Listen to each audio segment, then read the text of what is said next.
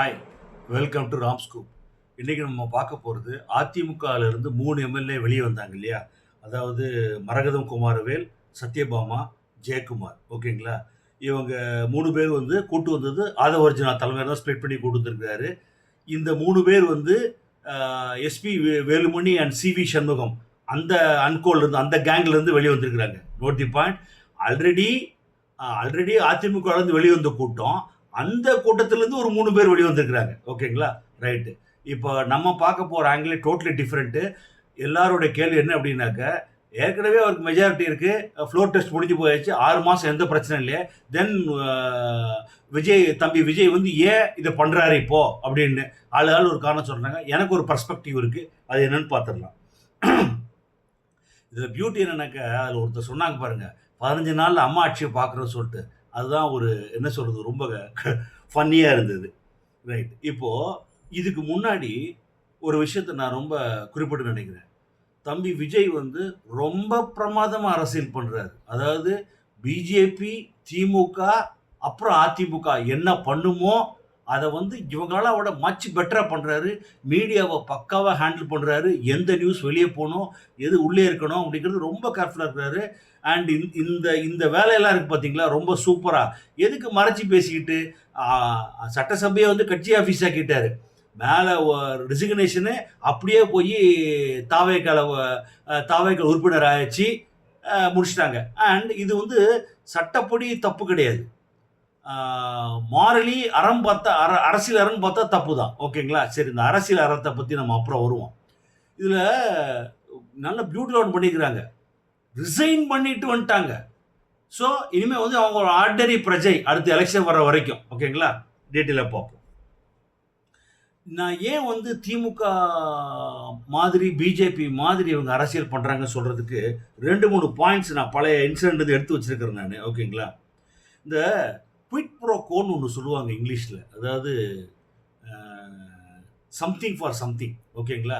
நீ எதை கொடுக்கிறாய், நான் என்ன கொடுக்கிறேன். அதாவது கிவ் அண்ட் டேக். நான் எதை கொடுக்குறேன், நீ எதை கொடு. அந்த மாதிரி ஏதோ SP Velumani and CV Shanmugam டீம்ல ஏதோ பேசியிருக்கிறாங்க. அதனால தான் அந்த பேச்சுவார்த்தைக்கு இப்போ வந்து தம்பி விஜய் அவங்கள அவங்கள போய் பார்த்தாரு. அதுக்கப்புறம் வந்து ஃப்ளோர் டெஸ்ட்டில் அவங்க சப்போர்ட் பண்ணாங்க. ஸோ டக்குன்னு பார்த்தீங்கன்னா ஒரு மெஜாரிட்டி 140 வந்தது. 6 மாதத்துக்கு சேஃப்டி ஆகிட்டாங்க. பக்கா செக்யூர்டாக பண்ணிட்டாங்க. ஆனால் அந்த நேரத்தில் ஒரு சம்பவம் ஒன்று நடந்துச்சு. என்ன பண்ணாங்க, ஒரு 3 நாள் அந்த பீரியடில் பிரிண்ட் அண்ட் டிவி மீடியாவில் ஓடிக்கிட்டு இருக்கு. என்ன ஓடிக்கிட்டு இருக்கு, CV Shanmugam and SP Velumani கேங்கில் இருந்து ஒரு 5-6 பேருக்கு வந்து அமைச்சர் பதவி தருவாங்க அப்படின்னு சொல்லி ஒரு நியூஸ் ஓடிக்கிட்டு இருந்தது. இதெல்லாம் டிவி கேட்குன்னு தெரியும். மேபி இவங்க தான் பரப்பியிருப்பாங்களா இருக்கும். ஓகேங்களா? டக்குன்னு ஆதவ அர்ஜுனா என்ன பண்ணாருனாக்க, அந்த கேபினட் எக்ஸ்பான்ஷனுக்கு முன்னாடி ஒரு நாள் ஒரு ப்ரெஸ் மீட்ல, ஓகேங்களா, ப்ரெஸ் மீட்ல அந்த ப்ரெஸ் மீட்ல என்ன சொல்றாருனாக்க, ஐயுஎம்எல் மற்றும் விசிகே எங்களுக்கு ஆதரவு கொடுத்ததுக்கு நன்றி.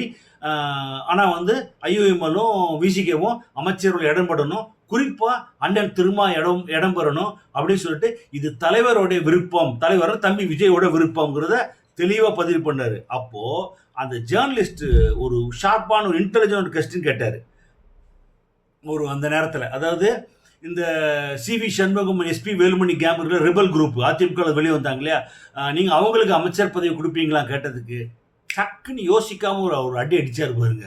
அவங்க வந்து தோழமை உணர்வோட வந்தாங்க. தோழமை உணர்வு. ஓகேங்களா? பதவி எதுவும் எதிர்பார்க்கல. கிளீனா சொல்லிட்டாரு. இதுக்கு முன்னாடி நம்ம ஒரு ஷார்ட்ஸ் ஒன்று போட்டிருந்த வீடியோ, சின்ன வீடியோ, அதில் தெளிவாக சொல்லியிருந்தாரு. இனிமே சிவி சண்முகம் அண்ணன் அப்புறம் எஸ்பி வேலுமணி அண்ட் அந்த டீம் வந்து அவங்களோட லீகல் கேஸு அதெல்லாம் அவங்களே பார்த்துக்கணும்னாரு. அங்கே இதை இப்போ இங்கே நினைவூட்டுறேன் உங்களுக்கு நான் சொல்லிட்டு, அவர் என்ன சொல்றாரு அப்படின்னாக்க, இவங்களை உள்ள சேர்த்தா கட்சிக்கு கெட்ட பேர் ஆயிடும், அவங்க மேலே வந்து ஊழல் வழக்கு இருக்கு, அது எங்கள் கட்சியோட வளர்ச்சியை பாதிக்கும் அப்படின்னு சொல்லிட்டாரு. ஏங்க, ஃப்ளோர் டெஸ்ட்டில் அவங்க ஓட்டு போடும்போது உங்கள் தலைவர் போய் பார்த்தாரு, அப்போ இதெல்லாம் தெரியலையா? ஓகே, எனிகோ இதுதான் சொல்கிறது. பிஜேபி திமுக ஸ்டைலில் எங்கே கன்னிங்காக இருக்கணுமோ அங்கே இருக்கணும். அரசியலில் ரூல்ஸு நேர்மை நியாயம்லாம் பேசிகிட்டு இருந்த முடியாததுக்கு நல்ல எக்ஸாம்பிள். அப்புறம் நீங்கள் பழைய சம்பவம் ஒன்று உங்களுக்கு ஞாபகப்படுத்துன்னு நினைக்கிறேன். இந்த ஆப்ரேஷன் லோட்டஸ்னு ஒரு கான்செப்ட் உண்டு பிஜேபியில்.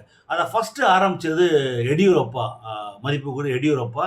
கர்நாடகாவில் எடியூரப்பா வந்து ரொம்ப பவர்ஃபுல் பர்சன் பிஜேபியில் கர்நாடகாவில். இப்போ இல்லை, ரொம்ப பலவிதமான பிரச்சனைகளுக்கு அப்புறம் ஒதுக்கிட்டார் அவர். ஓகேங்களா? ஒரு பர்டிகுலர் சமூகத்தை சேர்ந்தவர், ரொம்ப பவர்ஃபுல் சமூகம் அவங்க. அவர் தான் அந்த ஆப்ரேஷன் லோட்டஸ் ஆரம்பித்தார். அதை பார்த்து தான் ஐயா நரேந்திர மோடியே மத்திய பிரதேஷ் அங்கே இங்கெல்லாம் அடாப்ட் பண்ணி அது ஒரு ஃபேமஸாக போயிட்டு இருந்தது. ஆப்ரேஷன் லோட்டஸ்னால் ஒன்றும் இல்லை, pulling the MLA from other parties, making them to join in DMK and different strategy. சட்ட சிக்கல் இல்லாமல், சட்டப்படி எந்த தப்பு இருக்காது. அரசியல் அறம் பார்த்தீங்கன்னாக்க மனசாட்சியில் தள்ளி செயலாக தான் இருக்கும். அதே வேலையை தான் இப்போது ஆப்ரேஷன் விசில்னு இவங்க பண்ணிட்டு இருக்கிறாங்க. இது ஏதோ அந்த 3 எம்எல்ஏவோட இருந்து நினைக்காதீங்க. என்னுடைய கால்குலேஷன் வந்து this will go up to ஒரு 10லேருந்து 15 வரைக்கும் போகும். இப்போ பாரு, எசக்கி முத்தா யாரோ ஒருத்தர் புதுசு வந்திருக்காரு நேற்று அதிமுகலேருந்து, தென்காசியோ பாபநாசமோ அங்கேருந்து வந்திருக்கிறாரு, இங்கே ஜாயின் பண்ணியிருக்காரு. So this will continue.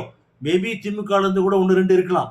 இது என்ன காரணம்னாக்க அவங்களுக்கு வந்து அந்த 120 122 வர்ற வரைக்கும் இடைத்தேர்தல் வருது, சாலிடாக வச்சிடலாம் ஒரு எண்ணமாக இருக்கலாம். ஓகேங்களா? ஆனால் இதில் வந்து விஜயோட இமேஜ் வந்து கண்டிப்பாக கொஞ்சம் ஸ்பாயில் ஆயிருக்கு இந்த மூவால். பட் காலப்போக்கில் மறந்துடுவாங்க. இப்போ டெல்லிக்கெலாம் போவார், அது இன்றைக்கி போகிறாருன்னு நினைக்கிறேன்.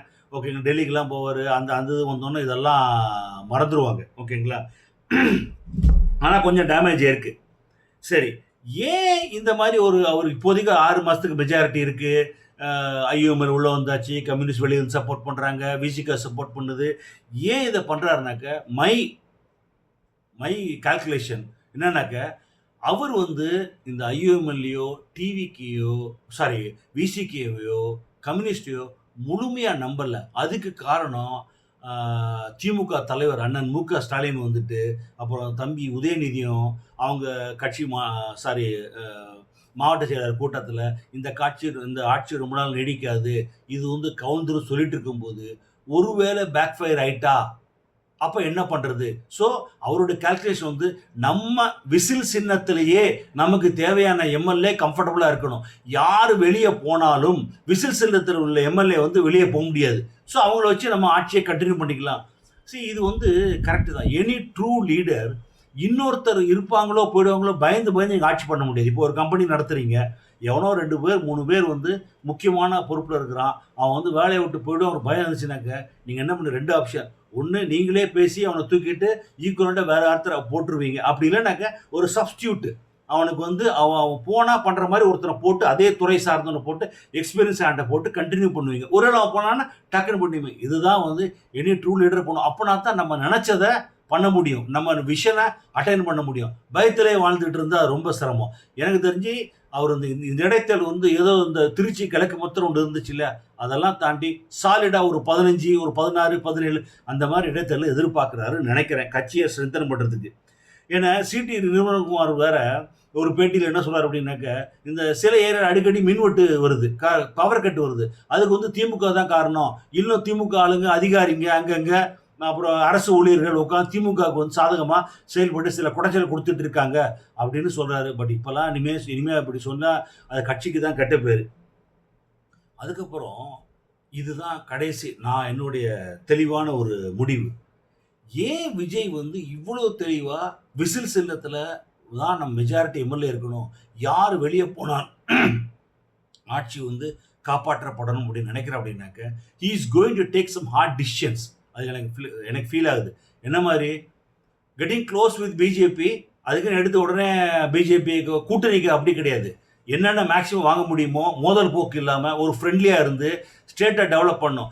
அவர் ஸ்டேட்டை டெவலப் பண்ணி அங்கேருந்து பணம் வந்தால் தான் ஸ்கீம்ஸ் வந்தால் தான் பண்ண முடியும். அவர் வந்து ஒரு சினிமா ஹீரோ, நல்லா தெரிஞ்சுக்கோங்க. ஒரு ஹீரோ என்ன பண்ணுவார், காஷ்மீர் டு கன்னியாகுமரி எல்லா தீவிரவாதிகளும் ஒருத்த ஆள் அடிப்பார். அப்புறம் எல்லா பிரச்சனையும், அதாவது இங்கே உட்காந்துக்கிட்டே அமெரிக்காவில் இருக்கிற பிரச்சனை, அப்புறம் ஈரானில் இருக்கிற பிரச்சனை, இந்தியாவில் இருக்கிற பிரச்சனை ஒத்தாலும் சரி பண்ணுவார்.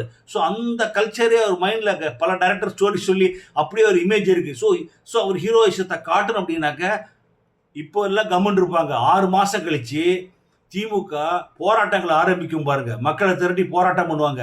அது சொன்னீங்களே என்ன ஆச்சு, இது சொன்னீங்களே என்ன ஆச்சுன்னு. அப்போ பண்ணும்போது he needs central government support. அதுதான் புத்திசாலி பண்ணுற வேலை. So he has to be close with BJP so அப்படி பிஜேபி க்ளோஸாக போகும்போது நாளைக்கு விசிகா பிரச்சனை பண்ணலாம், கம்யூனிஸ்ட் பிரச்சனை பண்ணலாம், ஐயூஎம்எல் கேள்வி கேட்கலாம். ஓகேங்களா? அப்போ வந்துட்டு நம்ம ஸ்ட்ராங்காக கொண்டு போனோம் அப்படின்னாக்க he need his own MLA. அப்போ வேற வழியே கிடையாது, புல் பண்ண வேண்டியதுதான். புல் பண்ணி நம்ம செய்ய வேண்டியதான். ஒன்று. ரெண்டாவது வந்து ஐயா கலைஞர் ஸ்டைலில், ஐயா அம்மா ஜெயலலிதா ஸ்டைலில் திமுக மேலே, அதிமுக மேலே ஊழல் வழக்குகளை போடலாம். ஆல்ரெடி மிகப்பெரிய ஸ்கேம்லாம் இருக்குது. ஜாப் ஸ்கேம் இருக்குது கேஎன் நேரு மேலே, அப்புறம் கிட்னி ரேக்கெட் ஸ்கேம் இன்னொரு மினிஸ்டர் மேலே இருக்குது. ஹைகோர்ட்டே ஏன் எஃப்ஐஆர் போடலாம் சொல்லி கேட்டிருக்கு.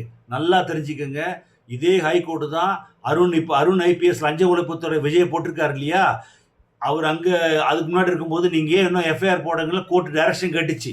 ஓகேங்களா? அதே அருண் ஐபிஎஸ்ஸை எல்லாரும் தூக்குவாங்கன்னு நினைச்சாரு, இவர் லஞ்ச ஒழிப்புத்துறையில் போட்டிருக்காரு. இதெல்லாம் பயங்கர கால்குலேட்டிவான மூவ், டேஞ்சரஸ் மூவ். ஓகேங்களா? அப்புறம் கரூர் சம்பவத்துக்கு ஒரு நியாயம் கிடைக்காம, ஒரு தீர்வு கிடைக்காம தம்பி விஜய் ஓயவே மாட்டார். ஏன்னா அது அவரால் தாங்கிக்க முடியாத ஒரு விஷயம். ரொம்ப அவர் அந்த கரூர் சம்பவம் பற்றி பேசும்போது பார்த்தீங்கன்னா அந்த கண்ணெல்லாம் அப்படியே உதறும் அவருக்கு. ஏன்னா அவர் மேலே அவங்க கொலைப்புலி குற்றம் சாட்டிட்டாங்க இல்லையா. She is not such a type of person. அவர் ஒரு சாஃப்டான ஜென்டில்மேன். ஸோ அதெல்லாம் இருக்கும். ஸோ அதெல்லாம் முள்ளால் எடுக்கிற மாதிரி அருண் ஐபிஎஸ் வச்சே டீல் பண்ணுறாரு. ஸோ இதெல்லாம் பண்ணும்போது ஒரு பக்கம் அவருக்கு பாப்புலாரிட்டி டிக்ரீஸ் ஆகும். அப்புறம் தோழமை கட்சிகள் இப்போ இருக்கிறாங்க, ஐயூஎம்எல், விசிகே பிரச்சனை வரும். பிரச்சனை வந்துச்சுன்னாக்க அப்போ சாலிடாக விசில் சின்னத்தில் அவங்க கட்சி எம்எல்ஏ இருந்தால் தான் சாதிக்க முடியும் சொல்லிட்டு எல்லாத்தோட மேலே தம்பி விஜய் எப்படி இருக்கிறாருனாக்க, அவர் ஏசுனார் கிடையாது. ஒரு கண்ணத்தை காமிச்சா மறு கண்ணத்தை காமிச்சிட்டு போகிறதுக்கு. அவர் ஐயா நரேந்திர மோடி பாலிடிக்ஸ் பண்ணுறாரு. எங்கே ரூத்லெஸ்ஸாக இருக்கணுமோ அங்கே ரூத்லெஸ்ஸாக இருக்கணும். ஐயா நரேந்திர மோடி பாருங்க, பல விஷயங்களை இறக்கமே காட்ட மாட்டார். எவன் என்ன சொன்னாலும் சரி. அதனால அவருக்கு கெட்ட பேர் வருது. தேசம் மக்களுக்கு நல்லது. அதே ரூட்டில் தான் இவர் போகிறார். நான் ஃபீல் பண்ணுறேன் இந்த மொமெண்ட்டில். நாளைக்கு என்ன நடக்கும்னு தெரியாது. ஒவ்வொரு சுச்சுவேஷன் வச்சு தான் நம்ம சொல்ல முடியுமே தவிர, அன்னைக்கு விஜய்க்கு அப்படி சொன்னீங்களே இப்போ மாற்றி சொல்றீங்கன்னு சொல்ல முடியாது. ஒரு ஒரு ஒரு இன்சிடென்ட்டு செயல்பாடு தான் ஒருத்தரை பற்றி நம்ம விமர்சனம் பண்ணுறோமே தவிர, நம்ம யாருக்கும் எந்த ஒரு சார்பாக கிடையவே கிடையாது. Bye. Let us meet in another video. By.